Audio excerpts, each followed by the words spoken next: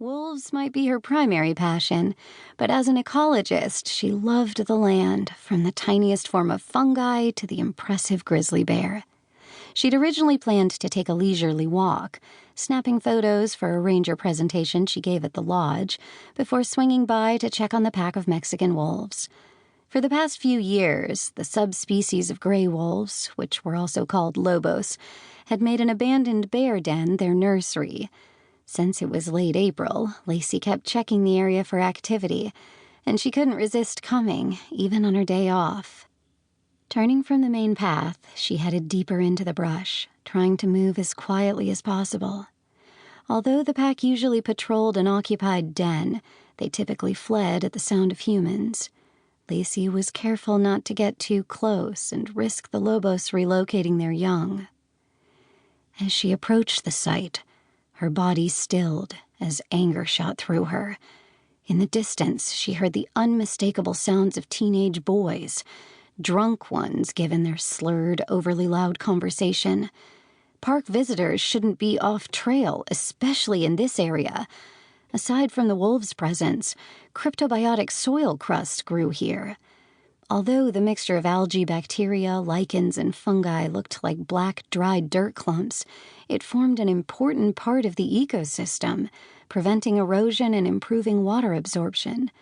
Once crushed under human feet, the delicate colony could take more than 2 centuries to grow back. Lacey knew how to avoid stepping on it, but most people would overlook the vegetation. Even if they did notice the dark patches, they wouldn't understand their importance. Lacey's anger only grew when she detected a whiff of smoke. Although this spring was relatively wet, the teens weren't in a designated campground, and Lacey didn't have a lot of faith that a group of drunk adolescents would build a proper fire ring, even if they ended up being locals. Reaching for her walkie-talkie, she radioed in to the main ranger station. "You know you're not scheduled to be in today." Kylie Lambert's voice came crackling through the speaker. "I wanted to check on the wolf den," Lacey said between huffs as she scrambled up a steep grade.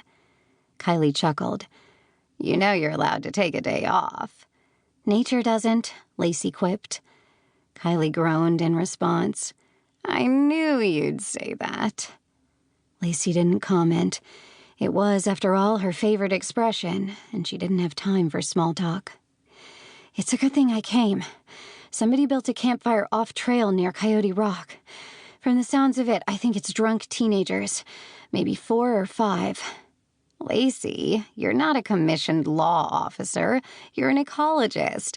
Let me send Paul to handle it. He's out by Pinyon Pine Basin." Reaching the top of a ridge, Lacey half slid down the other side. She could see the smoke now, and it looked like it came from near the burrow. "That's still half an hour away. It's just kids fooling around, so I can handle it." Breathing hard, she reached another crest. Her heart squeezed in panic as she caught sight of the troublemakers. The 4 adolescents had built their illegal campsite right on top of the wolf den. The structure was old, having been dug and abandoned by a bear years ago. She didn't know how stable the roof would be, especially in this arid climate. The whole area had been carved by an ancient, long-dried-up arroyo and was prone to collapse.